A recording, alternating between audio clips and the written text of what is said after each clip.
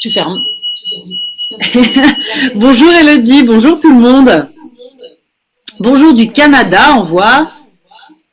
Et les États-Unis. Donc bonjour à tous, bienvenue à ce webinaire sur les documents authentiques. Donc nous on vous accueille de Washington, voilà, avec Nelly Sadoun. Bonjour à tous. Merci de nous rejoindre, on est très contents, on a bien conscience que l'horaire ne convient pas à tout le monde, mais on est très content de vous avoir derrière l'écran. Et puis je veux d'abord et avant tout commencer par remercier Elodie parce que elle nous appelle de loin, elle est actuellement à Thessalonique et alors en dépit de la distance, du décalage horaire et des difficultés techniques qu'elle a rencontrées, elle est avec nous aujourd'hui, je suis ravie et je la remercie infiniment. Alors, les documents authentiques, elle va vous expliquer ça tout à l'heure, mais juste pour l'introduire, quelques petits mots. Elle a été enseignante à l'Alliance française de Paris pendant 10 ans. C'est bien ça, Elodie? Je suis encore, et c'est vrai que la petite bio n'est pas à jour, mais on est presque. En fait, ça fait 17 ans maintenant que j'enseigne à l'Alliance de Paris. J'enseigne, je suis formatrice à l'Alliance de Paris. 17 ans. Très bien. Alors moi, je vais dire deux petits. Voilà, je vais juste dire deux petits mots et puis vous présenterez et surtout vous nous actualiserez cette bio si elle n'est pas à jour. Mais moi, on m'a donné les informations que vous aviez également travaillé dans le réseau mexicain, que vous aviez enseigné en Angleterre et à l'université au Canada. Vous êtes professeur de phonétique et vous avez participé à de très nombreux projets pédagogiques et également dans le domaine culturel et de la civilisation française. Vous êtes co-auteur d'une méthode qui s'appelle Édito aux éditions Didier et je tiens à remercier les éditions Didier qui ont permis de travailler avec vous cette année et de présenter ce webinaire à nos collègues. Alors maintenant, je vous laisse mettre ça à jour et puis je souhaite à tout le monde une bonne session et comme d'habitude, vous pourrez former vos équipes en leur conseillant de travailler sur ce webinaire à la demande grâce à la chaîne YouTube parce que on enregistrera le webinaire et il sera très prochainement sur la chaîne YouTube. Voilà, bon séminaire à tous. Merci, je vous remercie pour cette présentation. Donc peu de choses à ajouter, hein, si ce n'est qu'en effet je suis enseignante et formatrice à l'Alliance française de Paris, donc ça fait depuis 2001, donc ça fait 17 ans, 18 ans à peine. Et je suis également auteure aux éditions Didier d'une collection qui s'appelle Édito. Donc j'ai participé au niveau A2 en tant que coordinatrice également, au niveau B1 aussi, B2 et C1 là, qui vient de sortir. Enfin, en tout cas, aujourd'hui, nous sommes réunis pour aborder la question des documents authentiques en classe de français langue étrangère. Donc ça va se passer je crois que nous avons 45 minutes, donc nous allons aborder ça en plusieurs temps. D'abord, nous allons définir ce qu'est un document authentique. Hein. Nous allons nous mettre d'accord sur ce point-là dans un premier temps. Ensuite, nous verrons quels sont ses atouts, mais aussi ses limites, hein, s'il y en a. À quoi ils servent surtout, hein, en quoi ils sont utiles dans l'apprentissage du français, du point de vue de l'apprenant, bien sûr, puis aussi le point de vue du point de vue de l'enseignant. Et à partir de quel niveau on peut les aborder. Enfin, nous essaierons d'aborder toutes ces questions. Alors, dans un premier temps, qu'est-ce qu'un document qu'est-ce qu'un document authentique? Là, donc, je fais défiler les slides. Vous allez répondre par vrai ou faux. Alors, je vais vous proposer plusieurs affirmations. La première, il s'agit d'un document écrit, audio ou audiovisuel destiné au départ à des locuteurs natifs. Alors, qu'en pensez-vous? Est-ce que cette affirmation est vraie ou fausse? Oui, Marguerite, c'est vrai, en effet. Alors, bravo, donc c'est vrai, hein, bien sûr. Tout document écrit, hein, à partir du moment où il n'a pas été modifié, est un document authentique. Ça va du ticket de métro en passant par l'article de presse, par l'extrait littéraire. Un document audio, ça peut être aussi bien un message téléphonique, un podcast ou audiovisuel, un film, bien sûr. Donc, je vous ai donné quelques exemples là de documents authentiques. Passons à la deuxième. Donc oui, comme je vous l'ai dit, hein, il est authentique dans la mesure où il n'a pas été modifié. Deuxième affirmation, le document est dit authentique parce qu'il a été conçu à des fins pédagogiques. Alors, bravo, bravo, faux, tout à fait exact. Donc, effectivement, ce sont des documents qui n'ont pas été conçus à l'origine pour des cours de langue, hein, puisqu'ils sont destinés à des francophones et qu'ils sont présentés dans leur état original aux apprenants, bien sûr. Troisième affirmation, le document authentique se distingue du document fabriqué, créé de toutes pièces pour la classe. Alors, est-ce que c'est vrai ou est-ce que c'est faux? Là, je vois des vrais, faux. Eh bien, c'est vrai, bien sûr. Il se distingue du document fabriqué. Hein. Alors, je vous ai mis qu'il est souvent réducteur et coupé d'un ancrage culturel. Souvent, les documents authentiques s'inspirent des documents fabriqués. Hein, mais dans la mesure où ils sont modifiés et qu'ils sont didactisés, on ne peut plus parler de documents authentiques. Continuons.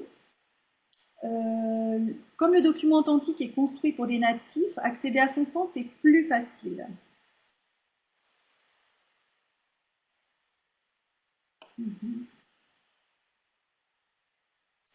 Là, je vois du vrai, du faux.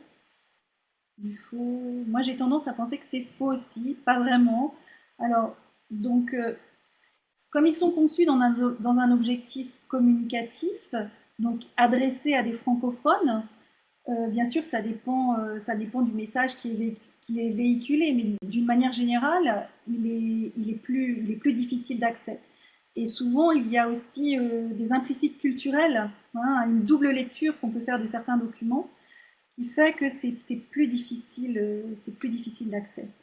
Donc, mais ils sont plus motivants en fait pour les apprenants que les documents fabriqués. Hein. Mais leur accès au sens à cause des implicites culturels est parfois plus compliqué. Là, je vous donne l'exemple d'une affiche de film, Les Saveurs du Palais. Donc, c'est un film de Christian Vincent avec Catherine Fro. Je ne sais pas si vous l'avez vu. Donc, sur cette affiche, juste pour vous faire vous ayez une petite idée du film. Donc, Catherine Fro incarne en fait une chef cuisinière qui était responsable des repas du président de la République, qui était François Mitterrand à l'époque. Donc, c'est inspiré vraiment de la réalité. Et donc, sur cette affiche, il y a beaucoup de sens cachés à interpréter. Vous voyez, les saveurs du palais, on a cette double lecture possible. Le palais en tant que résidence le palais de l'Élysée, hein, la résidence du président de la République, et le palais aussi en tant que la paroi supérieure de la bouche, hein, l'organe du goût. Donc il y a ce double sens. Vous avez aussi la photo du président de la République derrière elle. Donc voilà, ça, il faut savoir que c'est le président de la République aussi. Donc il y a ça, il y a ce geste aussi qu'elle fait pour dire c'est délicieux. Donc ça, ce geste aussi est très culturel. Donc c'est pour ça que le sens, l'accès au sens, c'est un petit peu plus difficile avec les documents authentiques, mais plus intéressant aussi puisqu'on entre directement dans la culture française ou francophone. Ouais. Une autre affirmation, on trouve beaucoup de documents authentiques dans les méthodes de FLE. Alors j'affiche la réponse. Pardon. Donc je vois. Serait-ce faux pour un non natif? Faux, faux, vrai. Alors j'ai mis vrai et à nuancer. C'est-à-dire que comme l'accès au sens est plus difficile, on en trouve moins dans les méthodes de niveau A1, A2 et beaucoup plus dans les méthodes de niveau avancé. Donc on a tendance à faire ce qu'on appelle du faux authentique hein, dans les méthodes de niveau A1 et A2 et à aller vers de l'authentique pour les niveaux avancés. Donc, pour refaire un petit historique, hein, le recours aux documents authentiques s'est imposé dans l'enseignement du FLE avec l'avènement des méthodes communicatives. Hein, donc, c'est avec l'arrivée des méthodes audiovisuelles, on n'enseignait plus à partir de textes d'auteurs, de textes littéraires, hein, mais on a commencé à passer à des enregistrements qui évoquaient des situations réelles sous forme de dialogue.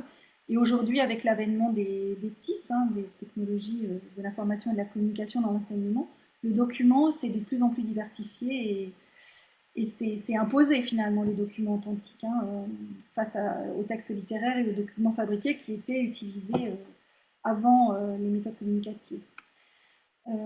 Alors, quelques exemples, je vous ai fait une petite sélection d'exemples extraits de la méthode Édito A2. Donc, vous avez ici une infographie, vous voyez, qui est accessible. Alors, les infographies ont ceci de pratique, c'est que elles sont accessibles dès les niveaux débutants. Là, on est au tout début du A2, donc c'est une infographie sur les Français et les vacances, plus précisément, où ont-ils l'intention de passer leurs vacances. Donc on s'aperçoit finalement que donc 26% ont l'intention d'aller à la mer, mais que si on regarde de plus près un petit peu, en réalité 29% ne partiront pas. Donc les infographies ont ceci d'intéressant, c'est qu'elles permettent d'aborder un petit peu, elles donnent des informations à caractère sociologique, hein, ici dans ce cas, mais elles peuvent aussi donner des informations politiques ou économiques, hein, sous forme de statistiques, de données chiffrées. Après, ça dépend à quel niveau on veut les utiliser et dans quel but. Mais vous voyez, bon, ce genre d'infographie avec des informations, des données sociologiques, on peut les utiliser dès les niveaux élémentaires. Un autre exemple, là, donc c'est une affiche du salon Emmaüs. Cette affiche est intégrée à une activité de vocabulaire. Alors la précédente, je ne l'ai pas dit, mais elle était intégrée à une activité de compréhension suivie d'une production, hein. Celle-ci, cette affiche est intégrée à une activité de vocabulaire. Donc, on peut imaginer qu'on a vu tout le mobilier de la maison en amont. Et là, on peut demander aux étudiants de citer le mobilier qu'ils connaissent. Et puis, c'est une entrée aussi dans la culture, puisqu'on pourra leur apprendre ce qu'est Emmaüs. Voilà. Continuons. Je vous propose une autre affirmation. Le document authentique véhicule une communication réelle ou naturelle. Alors, est-ce que c'est vrai? Est-ce que c'est faux? Je vous laisse encore quelques secondes.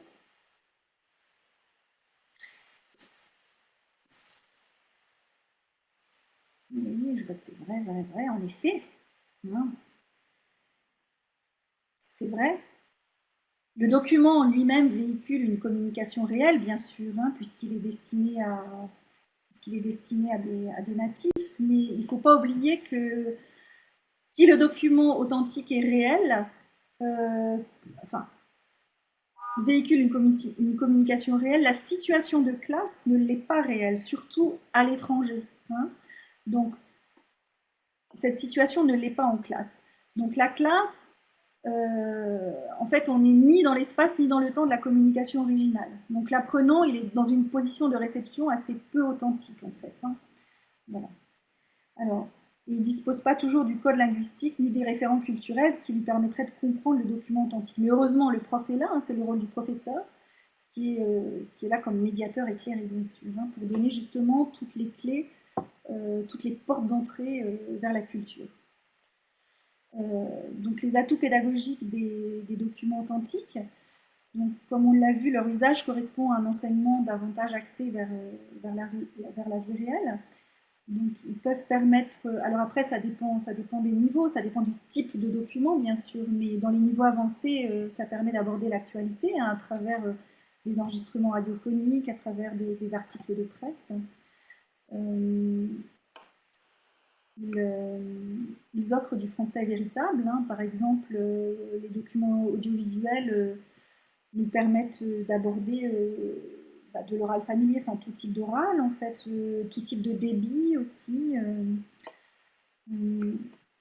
L'apprenant est plus autonome dans son apprentissage, hein, parce qu'il doit se livrer à des activités de décodage, de repérage, telles qu'il pourrait les faire en fait dans un pays francophone.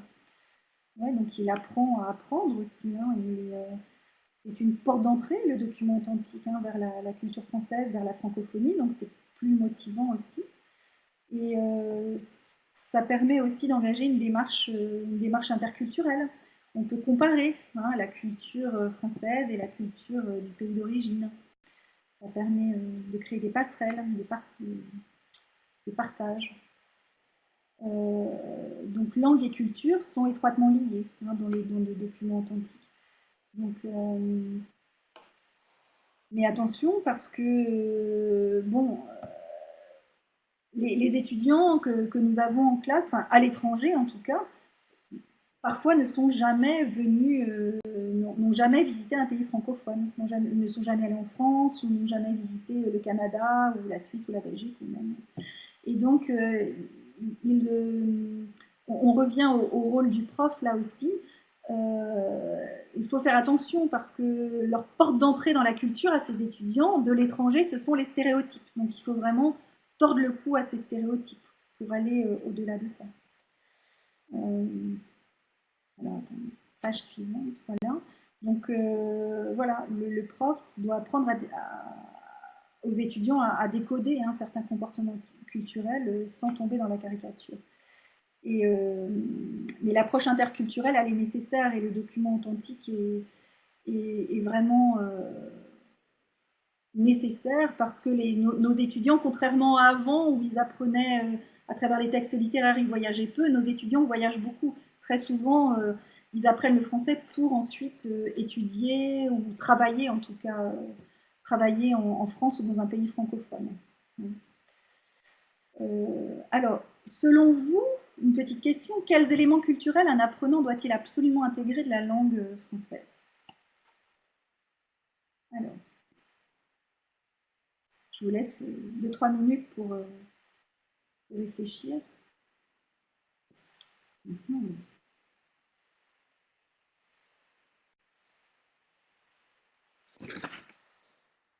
Alors, les stéréotypes des apprenants des concepteurs de méthode. Ouais. D'accord. Alors, les stéréotypes, comme je disais, il y a un côté intéressant dans la mesure où, enfin, intéressant. C'est-à-dire que le prof est là pour. Les étudiants, certains ne connaissent que ça, en fait, ce qu'ils ont. Quand on leur demande, voilà, qu'est-ce que vous savez de la France et des Français, c'est souvent, bah, les Français sont sales, les Français sont radins, les Français sont râleurs. Bon, en plus, il y a l'exemple des gilets jaunes, mais bon, on est là pour dire d'accord, mais bon, il faut pas se laisser, envahir par les stéréotypes. Alors, je vois Marie qui dit c'est important qu'ils connaissent les régions, les accents, les origines, à déterminer selon les apprenants. Ils sont assez curieux donc d'une vision un peu régionaliste. Oui, tout ce qui est de la vie quotidienne aussi, je pense que ça les intéresse, hein, les étudiants. Là, je vois la musique, oui, donc tout ce qui est musique, cuisine, coutume, les fêtes, les traditions. Mhm. Ouais. Ah oui, Marie, d'accord, vous êtes d'Aix-en-Provence, hein, je comprends mieux. Ok. Et vous, quelles ressources est-ce que vous utilisez pour enseigner la culture?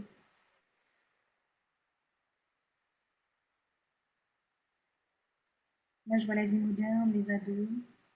Mhm. Oui. Alors, sur quelles ressources, sur quel support est-ce que vous vous appuyez? Sur quel document authentique?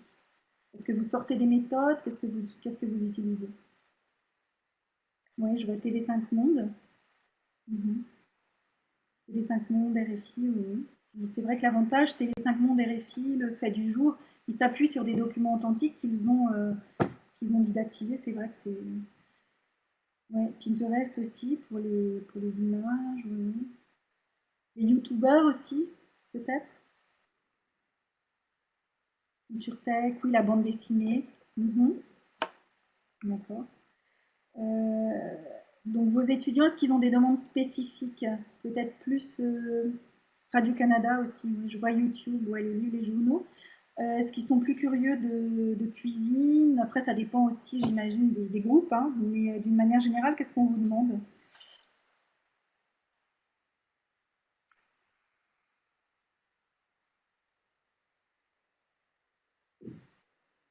Mhm.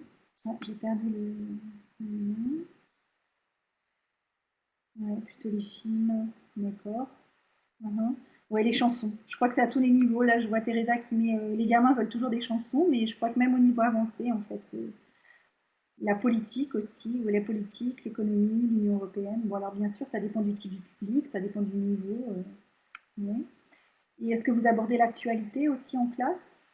Alors j'imagine que oui, parce que j'ai vu que certains utilisaient Radio-Canada, RFI, ouais, les faits divers, d'habitude. Marie qui me dit absolument, oui, beaucoup. Alors vous utilisez quoi? Des articles de presse? RFI, BFM TV aussi, donc les chaînes d'information. D'accord. Mhm. L'article, journal télé, la presse, Culture Tech. Ouais. Alors, nous allons voir les compétences un petit peu de théorie, là, ça fait du bien. Les compétences quels sont les contenus d'une compétence culturelle? Alors ça, c'est d'après Louis Porcher, donc un grand didacticien français. J'ai mis quelques phrases là pour résumer.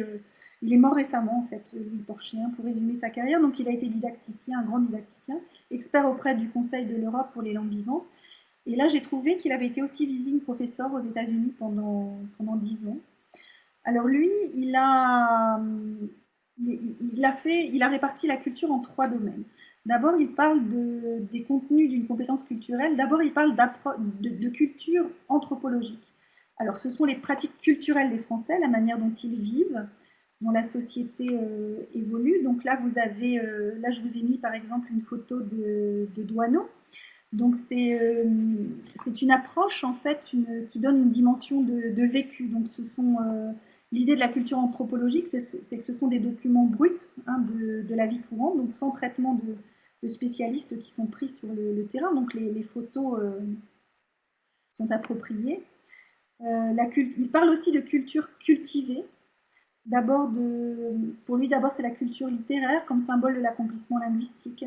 Alors, on l'enseigne toujours, mais beaucoup moins. Je ne sais pas si vous enseignez encore les textes littéraires. On en trouve de moins en moins dans les méthodes. Et bon, moi j'aime bien enseigner avec les poèmes aussi. C'est une belle porte d'entrée dans la culture. Là, je vous ai mis un extrait de Madame Bovary que j'aime beaucoup. Bon, on va pas le lire hein, parce qu'on n'a pas le temps, c'est pas le propos, mais c'est la noce de Madame Bovary et c'est l'arrivée de la pièce montée sur la table qui est vraiment comparable à une pièce d'architecture. D'ailleurs, il utilise beaucoup le vocabulaire de l'architecture, des fortifications, une plateforme. Bon, c'est un texte qui est magnifique et qu'on peut aborder au niveau B1, B2. Il parle aussi de la culture médiatique. Alors, je pense que c'est plus dans l'air du temps, c'est plus la culture de notre époque, bien sûr. Donc, c'est un autre aspect. Internet et les réseaux sociaux, maintenant, hein, ont remplacé la télévision en ce domaine. Donc, vous l'avez cité, je vous ai mis RFI comme référence. Moi, j'aime beaucoup m'appuyer sur le fait du jour. Voilà. Et il parle aussi de culture historique. Je pense que c'est la plus difficile aussi à décoder parce qu'il y a beaucoup d'implicites dans la culture historique, d'implicites et puis d'allusions qui laissent nos étudiants bien souvent à l'extérieur. Là, puisqu'on est dans la culture historique, j'ai trouvé une petite affiche en fait, c'était une campagne de communication du musée de l'histoire et de l'immigration à Paris, hein, Porte Dorée. Donc voilà, c'était pour attirer un petit peu. C'est un musée qui est assez peu connu. Et je pense que pour attirer les visiteurs, ils ont fait une campagne d'affichage avec des slogans un petit peu chocs. L'immigration, ça fait toujours des histoires. Donc là, vous voyez, il y a plusieurs lectures possibles aussi. Ça crée des histoires à plusieurs niveaux, des histoires personnelles, donc on peut imaginer des histoires d'amour, hein, ça crée toujours des histoires, mais ça crée aussi des histoires avec le pays dans lesquels les gens s'intègrent, et puis des histoires dans le sens où ça crée aussi des problèmes dus à la nervosité ambiante, hein, puis au rejet qui peut se manifester.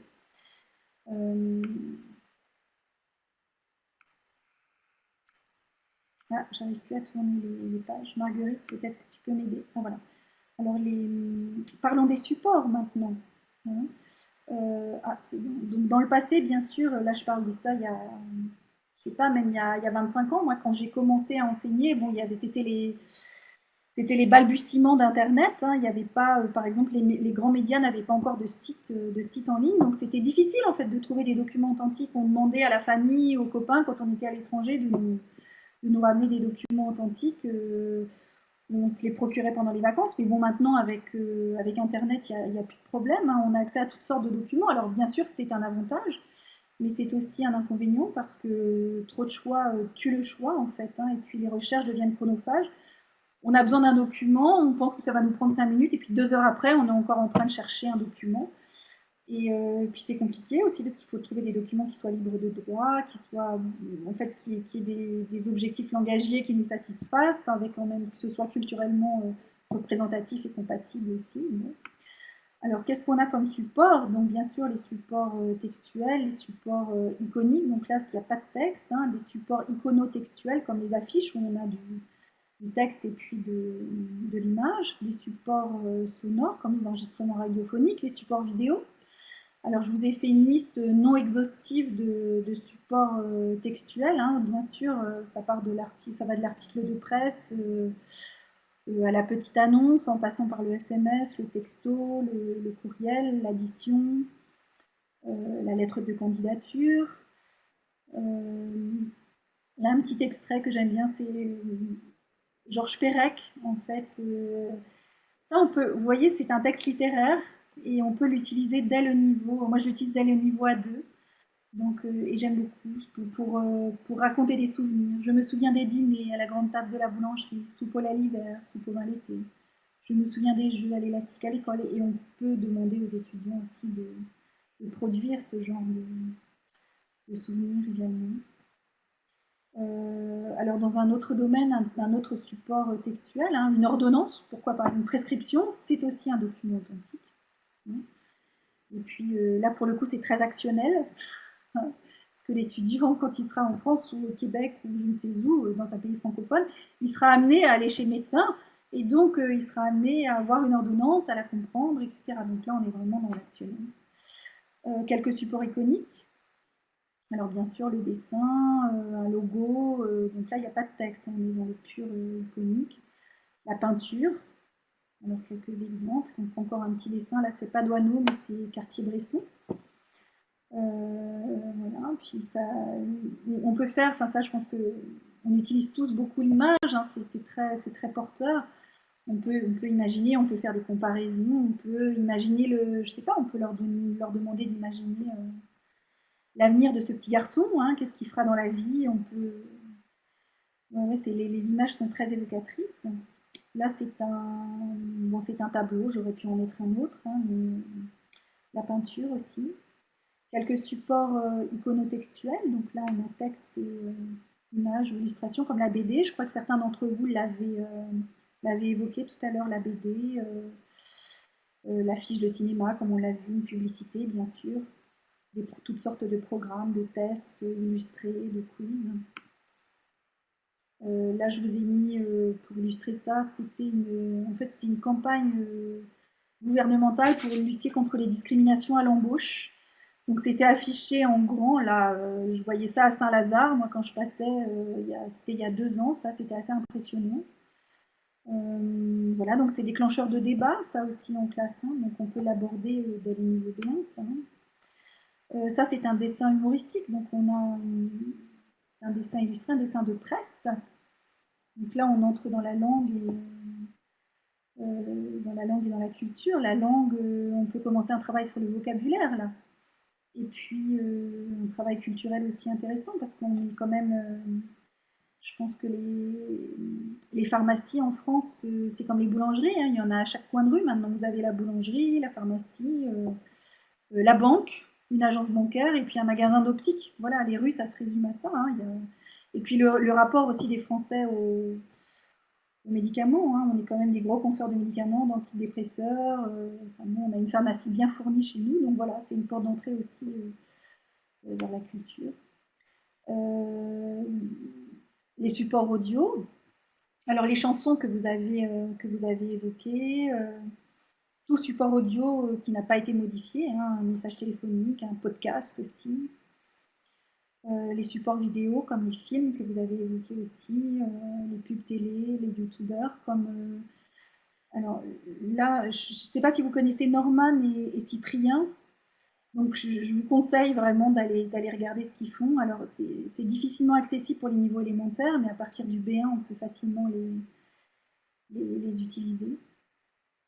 Là j'en avais sélectionné 2, un sur les hipsters et un autre sur Cyprien sur apprendre les langues étrangères, donc c'est assez marrant. Les étudiants aiment bien. Alors maintenant, quel document authentique choisir? Alors évidemment, il faut évaluer la pertinence du document au regard du niveau ciblé. Hein. Ça, c'est au prof de faire le travail. Le travail est fait dans les méthodes, évidemment, parce qu'on choisit les documents adaptés. Donc bien sûr, il faut regarder la longueur du texte, tous les implicites culturels qui sont véhiculés. Un ticket de métro, on peut l'utiliser au niveau 1. Mais bon, moi je dirais que tout document authentique, puisqu'il s'adresse à des francophones, hein, il est de niveau C2. Après, c'est l'exploitation qu'on va en faire. C'est-à-dire que c'est le questionnement, le niveau de compréhension qu'on va demander et de production qu'on va demander à nos étudiants. Donc, même une photo, finalement, la photo de Douaneau, là, que je vous montrais tout à l'heure, au quartier-Bresson, on peut très bien l'utiliser au niveau A1, cette photo, mais on peut aussi l'utiliser au niveau C1. Donc le choix va donc dépendre du niveau de langue des étudiants, c'est ce que je disais, les centres d'intérêt, les objectifs du prof. Maintenant, le rapport à la compréhension orale et à la compréhension écrite. Alors, est-ce qu'on a besoin de comprendre à votre avis? Là, je vous laisse répondre.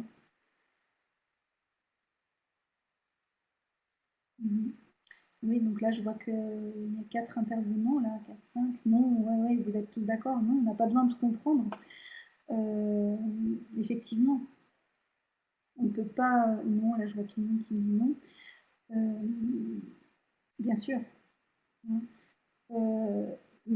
En fait, on ne peut pas demander une compréhension exhaustive, ça c'est pas possible. Hein. Même les francophones, quand on écoute une émission de radio, quand on lit un article, en fait, on cible notre écoute ou on cible notre lecture. Donc là, j'écoutais récemment un podcast là, de France Inter sur les bienfaits du café, et il est évident que je n'ai pas tout retenu. En fait, j'ai ciblé les informations qui m'intéressaient. Voilà, même chose quand on lit un article de presse et qu'on le restitue ensuite, je sais pas, à un ami, à un membre de notre famille, quand on restitue notre lecture, on cible les informations essentielles. Donc en classe, c'est la même chose. C'est frustrant pour les étudiants parce qu'ils veulent tout comprendre, mais il faut leur dire que non, dans la vraie vie, c'est pas comme ça, que de toute façon, les francophones, ou même eux dans leur langue, quand ils lisent ou quand ils écoutent une émission, eh bien, ils ont une compréhension ciblée de leur document. Donc, bien sûr que non. Alors, je continue. Donc, dans cette perspective, on mettra en place un parcours de compréhension qui comprendra les étapes suivantes. Donc, d'abord, on fera une analyse du contexte. Je vais revenir un petit peu plus en détail là-dessus. Et puis, après, une activité, j'allais dire, une démarche qui va de la compréhension vers la production, hein, c'est-à-dire que d'abord on va faire une activité de sensibilisation pour faciliter la compréhension du document. Donc ça passe. Si c'est un texte, on va essayer si c'est un article de presse, d'abord de faire un travail sur l'image, si c'est accompagné d'une image pour faciliter la compréhension. Ensuite, une activité de compréhension globale, plus sur le contexte. Hein, donc, c'est les fameuses questions qui parlent, combien de personnes parlent, à qui ce document est adressé, etc. Puis après, on a une compréhension plus fine du document en fonction des objectifs langagiers. Alors, je parlais du contexte. Donc l'analyse du contexte et l'identification de la cible sont importants aussi dans le cas d'un article de presse. Ça dépend du contenu, bien sûr, hein. Mais d'abord identifier si c'est un article extrait de Libération, bien spécifier que les lecteurs de Libération ne sont pas ceux du Figaro. Hein. Donc il y a toute cette analyse pré-pédagogique à faire pour le prof d'abord, quand il est à l'étranger, s'il ne connaît pas la nature, en fait, le lectorat de ces journaux, puis identifier le point de vue aussi, hein, parce que le traitement, par exemple, de la campagne aux États-Unis ne sera pas le même dans le Herald Tribune et puis dans le New York Times. Voilà. Okay. Dans les documents authentiques aussi, quand on les sélectionne, il faut veiller aussi au type de discours. Alors, le discours informatif, qui sera descriptif, sera plus approprié pour les niveaux élémentaires, les niveaux débutants, et puis même le discours injonctif, après ça dépend de ce qu'on veut travailler, mais l'argumentatif, ce sera plutôt à partir du B1, du B2, hein, puisqu'on montre Au B2, on leur demande vraiment d'argumenter. Alors le discours informatif, on leur présente des données, des informations descriptives sur un phénomène. Oui, donc c'est le cas de l'infographie, par exemple. Le discours argumentatif, donc il tente de convaincre. Il est accompagné de différents points de vue. Alors ça peut être le cas d'un édito, par exemple. Le discours incitatif, qui veut susciter, provoquer un intérêt chez l'interlocuteur. Le discours poétique, qui renvoie à la fonction poétique du langage définie par Jacobson. Donc en fait, on est encore dans l'implicite. Hein. Il s'agit de tout document dans lequel la forme du message est déterminante. Donc on joue sur les mots, sur les images, les doubles sens. Des slogans publicitaires, comme par exemple Ceinture, j'adore. Alors je vous présente, on a encore un petit peu de temps, oui, je vous présente une sélection de documents authentiques sur le thème de l'alimentation. Alors là, nous avons une affiche de film. Vous voyez, alors bon, il y a encore les implicites culturels qui sont là en fait. Il y a encore une double lecture à faire. Là, par exemple, on voit les 3 étoiles. Donc ça, nos étudiants ne connaissent pas forcément le système des étoiles. On peut peut-être en profiter pour parler du guide Michelin aussi qui les attribue. Là, derrière, on voit encore des dorures, donc on peut imaginer que ça se passe dans un palace, etc. Bon, là, c'est la bande-annonce en fait de Command Chef. J'aime beaucoup travailler aussi avec les œuvres de cet artiste. Je ne sais pas si vous le connaissez, il s'appelle Karl Lerner. Alors en fait, il crée des paysages avec de la nourriture. Si vous pourrez trouver en fait ces œuvres sur Google. En fait, vous tapez simplement Karl Warner. Et c'est vraiment un voyage. Ces photos nous proposent un véritable voyage. C'est très poétique. Et il fait sa mise en scène d'abord, et ensuite il la photographie. Vous pourrez voir les making-of aussi de ces mises en scène. Donc il y a tout un travail possible là-dessus. On peut bien sûr énumérer les aliments, on peut l'utiliser vraiment à différents niveaux. Hein. On peut d'abord commencer par énumérer les aliments. On peut faire décrire le paysage aussi. Je vais vous en montrer une autre. Voilà, donc là, il a créé un paysage avec des fruits et des légumes. Donc ce ne sont pas des images de synthèse, hein, ce sont des vrais fruits et légumes. Hein. Vraiment, je vous encourage à regarder son travail sur Internet. Donc on voit, vous voyez, on peut essayer de les nommer. Hein. On voit les brocolis, là, les montgolfières, là on voit un oignon rouge, une gousse d'ail, le clocher de l'église, c'est une carotte. Là, si on y regarde de plus près aussi, la petite charrette, c'est du pain de mie. Vous voyez, la roue, c'est un champignon. Et voilà, donc il y a un beau travail à faire en classe avec ça. Donc là, c'est une infographie, donc ce sont les légumes au fil des saisons. Voilà, alors je sais pas, moi ça apparaît en tout petit, donc on peut faire un travail sur le vocabulaire évidemment. Hein. Et puis quels fruits et légumes on consomme. Alors ça c'est très culturel aussi, hein, parce que là on parle de saison, mais c'est pas, les 4 saisons ne sont pas autant marquées dans certains pays. Donc on peut travailler aussi, les légumes et les fruits évidemment vont être différents aussi en fonction du pays. Donc il y a un travail interculturel aussi intéressant. Ça j'aime beaucoup aussi. Donc ce sont c'est à l'initiative d'Intermarché, et c'était une campagne pour lutter contre le gaspillage alimentaire.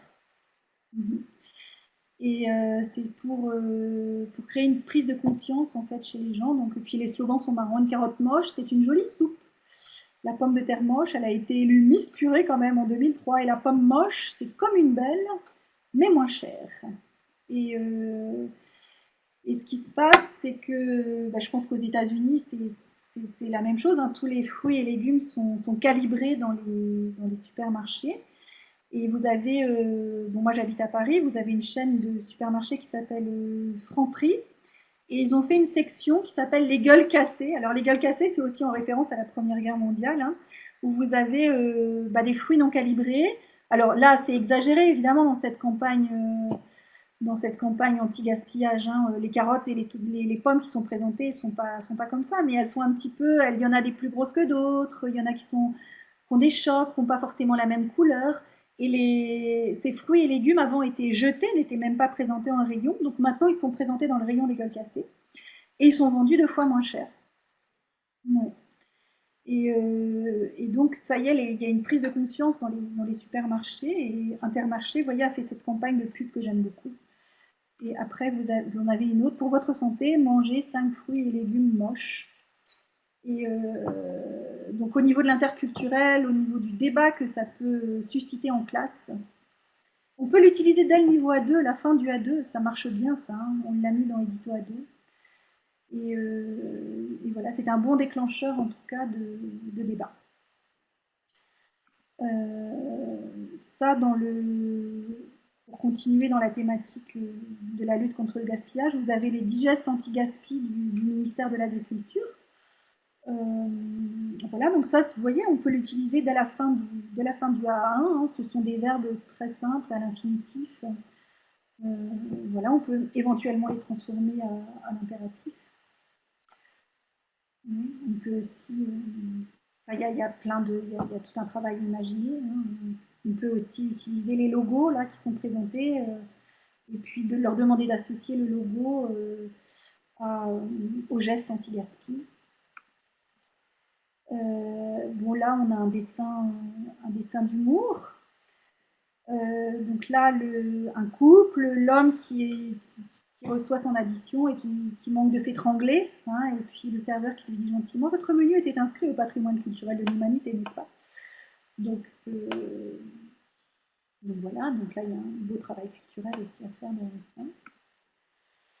Et puis des photos, donc des photos trouvées sur Instagram ou sur voilà, les gens maintenant adorent prendre leurs plats en photo, hein, les mettre sur les réseaux sociaux. Ce sont des œuvres d'art finalement, hein, là qu'on peut voir. Hein. Donc vous avez une entrée, un plat et un dessert. Là, c'est le portrait d'un grand chef. Donc on n'a pas le temps de le lire, bien sûr, mais vous pourrez le regarder parce que les documents, vous les aurez. Hein. Donc c'est le quotidien Libération propose souvent des portraits. Et là, c'est le portrait d'un grand chef qui est d'origine coréenne. Il a été adopté. Enfin, il a une belle histoire en plus. Ce jeune homme. Et donc, il raconte un petit peu sa vie. Et puis, il s'est installé en Belgique. Il a ouvert un restaurant qui connaît beaucoup de succès. Là, c'est une infographie qui provient de Francoscopie sur les habitudes alimentaires des Français. Donc un document plutôt sociologique. Ça, c'est intéressant aussi pour faire des comparaisons ensuite avec le pays d'origine de l'apprenant. Donc on voit bien que je crois que c'est la consommation de viande a baissé, mais pas tant que ça. Je pensais que ça avait baissé un petit peu plus, 1960 en orange, 2014 en bleu. Mais on voit vraiment l'évolution. Hein, les boissons alcoolisées, tiens, regardez, la consommation a baissé. Et les plats préparés, bien sûr, hein, la consommation a augmenté. Alors, en conclusion, parce que le temps passe vite, ça fait déjà 45 minutes. Donc, les documents authentiques donc, sont une belle porte d'entrée hein, dans la langue et puis dans la culture. Je pense qu'on ne peut vraiment pas les dissocier. Et pour nos apprenants, donc, qui sont vraiment amenés à voyager hein, et puis à travailler avec des francophones. Donc ça les prépare vraiment à s'ouvrir à la langue et à la culture afin de pouvoir, on l'espère, l'apprécier. Donc voilà, c'était très rapide. C'était pas exhaustif, évidemment. J'espère que ça vous aura donné des idées, l'envie d'approfondir un petit peu l'utilisation des documents authentiques.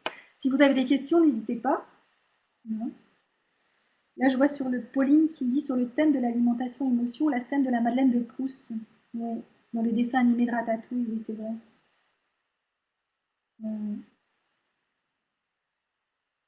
Teresa qui... Oui, oui c'est ça, et c'est une porte d'entrée vers la culture, parce que Proust, je veux dire, voilà, nos étudiants, on va pas leur demander de lire Proust au niveau A2, c'est pas ça, mais disons que après ils pourront lire Proust dans leur langue.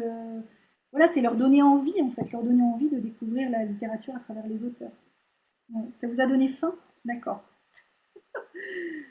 Hmm.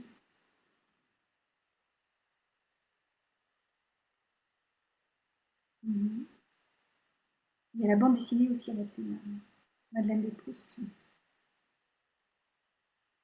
Mhm. Bon.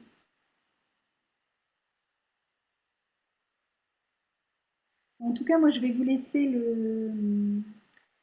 les documents. Hein, et puis, vous avez mon email aussi, si vous voulez correspondre avec moi. C'est pas un problème, au contraire. Si vous voulez que nous échangions. J'ai un peu l'impression de parler. Non, non, on est là, Elodie, vous inquiétez pas. Voilà, je voulais vous remercier donc au nom des alliances des États-Unis et du Canada. Merci beaucoup pour cette intervention. Est-ce que vous avez, si vous avez des questions, vous pouvez soit les taper maintenant, soit les envoyer à Elodie. Il y a l'adresse mail qui était au début de la présentation, et sinon vous pouvez l'envoyer à la DG et on transmettra bien sûr.